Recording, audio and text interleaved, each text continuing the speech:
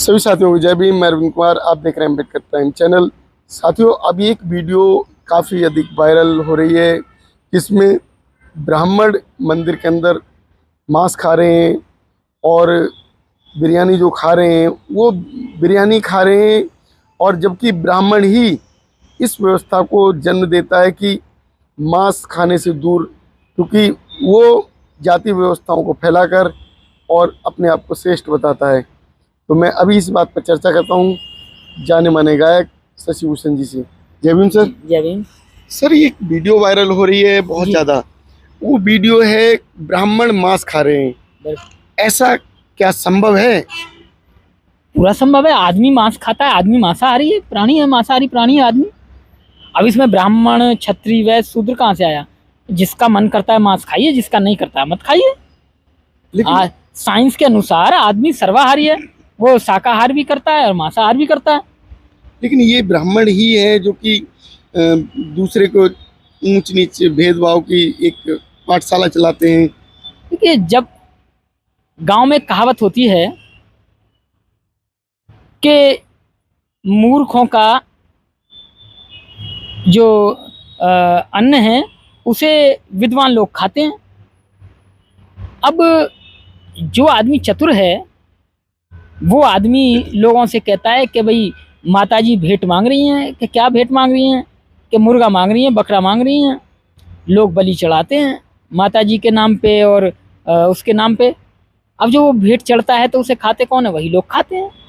अब आप जब पुराने हिंदू ग्रंथों को पढ़ेंगे तो उसमें ये पढ़ा जाता है कि बलि दी जाती थी। पहले यज्ञ होते थे तो यज्ञ में गायों की बलि, घोड़ों की बलि, ऊँटों की बलि ये दी जाती थी। अब जो बलि दी जाती थी तो उसमें ये सब चीज़ें खाई जाती थी, वही सब लोग मिलके खाते थे। और आप मद्रास में चले जाइए, मद्रास के ब्राह्मण सभी मछली खाते हैं, मांस खाते हैं। तो ये खाने के ऊपर के कौन क्या खा रहा है, इस पर आप किसी को अंकुश नहीं लगा सकते। आदमी सर्वाहारी है, जरूरत पड़ने पर वो मांस भी खा सकता है। ये तो आदमी की अपनी विवेक कसौटी है कि वो क्या खाए। जब मेरे घर में ड्राई फ्रूट रखे हैं, जब मेरे घर में दाल रखी हैं, जब मेरे घर में सब्जियां रखी हैं, तो मैं मांस क्यों खाऊं? और अगर मैं बाई दबे कोई धरती पर पिरले आ गई, धरती उलट पुलट हो गई, अन्न होना बंद हो गया, हड़ यहाँ पर क्या बोलते हैं वो ज़्यादा पानी आ गया या ज़्यादा सूखा पड़ गई, अन्न नहीं हुआ और आदमी मरने लगे भूखे, तो फिर क्या होगा? फिर आदमी जानवरों को मार के खाएगा, फिर मांसाहार ग्रहण करेगा। जिंदा तो रहेगा ना। आदमी सबसे समझदार पशु माना गया है, प्राणी माना गया है, तो फिर वो मांसाहार खाएगा। तो आदमी सर्वाहारी है, कोई भी खा सकता है। लेकिन जो लोग ये कहते हैं कि नहीं उन्हें नहीं खाना चाहिए, ऐसा करना चाहिए, वो गलत है। किसको क्या खाना है उसके अपना बुद्धि विवेक है। और जो अभी ये वीडियो है जो आपने देखी है, अभी इसमें जो आपने मुझे दिखाई है, तो इसमें कोई ऐसी बात नहीं है। साउथ के सारे ब्राह्मण मांस खाते हैं और अब तो हमारे यहाँ उत्तर भारत के भी सभी ब्राह्मण मांस खाते हैं। तो इसमें ये नहीं है कि वो विद्वानता उनकी घट गई या वो ब्राह्मण से कोई और बन गए, वो रहेंगे ब्राह्मण ही। तो फिर अछूत की बात ब्राह्मण क्यों फैलाता है? ये तो फैलाता नहीं है, वो तो जिसको उसने कहा और जिसने मान लिया उसने मान लिया। अब तुम मुझे कहो कि तुम अछूत हो, कहो कि तुम।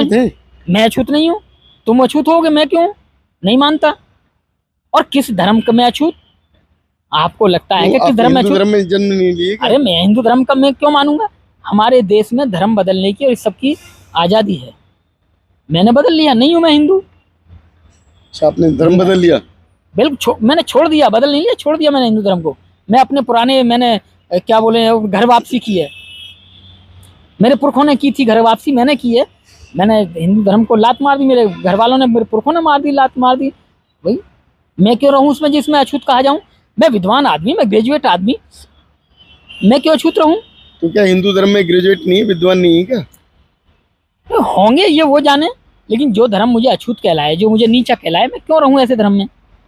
क्यों रहूँ? धर्म छोड़ दिया तो ये नहीं छोड़ा नहीं है, लात मारी है। लात मारी है। तो जो ये धर्म का जो धंधा करते हैं, आखिर वो लोग कौन है? चतुर लोग। चतुर लोग हैं, वो पढ़े लिखे भी नहीं है। मैं कहता रहा हूँ चतुर लोग। चतुर लोग होना और विद्वान होना अलग अलग बात है। पढ़ा लिखा होना और मतलब चतुर होना अलग बात है। अब एक बात बताइए, एक अनपढ़ व्यक्ति को पता होता है कि भगवान नाम की चीज़ नहीं है, और एक पीएचडी डॉक्टर जिसने MBBS की हो, MD की हो, और वो पहले उनके अस्पतालों में जाओ तो आगे ही गणेश जी बैठे होते हैं। अब गणेश जी को देख कर लगता है कि आदमी तो शरीर का, आदमी का तो शरीर, और ऊपर लगा है आदमी का शरीर। तो ये कहाँ की सर्जरी हो गई? मतलब कितना अच्छा अस्पताल है जहाँ एग्जाम्पल रखा हुआ है कि देखो सर्जरी हो रखी है, आदमी के शरीर पे हाथी की गर्दन लगी है और किसी का ऑपरेशन करने जा रहे हैं, और डॉक्टर साहब गणेश जी के आगे उस आधे आदमी और आधे हाथी के आगे हाथ जोड़ रहे हैं। तो आप उसे कितना बड़ा मानेंगे, कितना बड़ा आदमी मानेंगे? MBBS डॉक्टर को वो सर्जरी हुई होगी तभी तो रखा हुआ है, डॉक्टर ने की होगी ना सर्जरी। अरे झूठ बोलते हैं, आज करके दिखा दो। अगर मैं 6 फीट का हो जाऊं और 2 कुंटल मुझ में वजन आ जाए तो मेरी गर्दन कितनी बड़ी हो जाएगी? कितनी बड़ी हो जाएगी? सर वो भगवान का बच्चा था, वो भगवान का बच्चा जो है उसने अरे तो हाथी का सर ले लिया, क्या दिक्कत है उसमें? अरे भैया भगवान का बच्चा था तो फिर वो मरा क्यों, कटा क्यों शरीर? भगवान इतना भी बचा सकते? अब भगवान को ये भी नहीं पता कि ये मेरा बच्चा है, किसका है? उन्हें पता ही नहीं था उनकी क्यों नहीं पता था? इतने बड़े अज्ञानी कैसे हो गए भगवान? इसका मतलब वो भगवान नहीं थे, अज्ञानी थे, ज्ञान ही नहीं था। जिसको वो पूज रहे हैं, अंधभक्ति दिखाते हैं, उन्हें मतलब ज्ञान नहीं था। अरे भैया ज्ञान होता तो फिर वो ऐसे काम करते क्यों? अच्छा ये जो है जो धंधा कर रहे हैं वो पूरी तरीके से उसमें आस्था रखते हैं और दूसरे के ऊपर भी वही आस्था थोप देते हैं, और लेने वाले उसे ले कैसे लेते हैं? देखिए, लालच, डर और बहुत जल्दी पाने की कल्पना, ये 3 चीज़ें ऐसी हैं जो आदमी से कुछ भी करा सकते हैं, कुछ भी करा सकते हैं। अभी आप ये कहो कि जी शशि जी ऐसा हो जाएगा, आप ये काम कर दो। अगर मेरे अंदर 3 चीज़ें आएंगी, एक डर, एक लालच। अगर मैं आपसे डरता नहीं हूँ तो मैं कह दूंगा नहीं मुझे पता है ऐसा नहीं हो सकता, तुम नहीं कर सकते, और आपने मुझे डर दिखाया और मैं डर गया तो मैं कर लूँगा, नहीं डरा तो नहीं होगा। तीसरा कि मैं उस पाखंड में ना फंसूँ।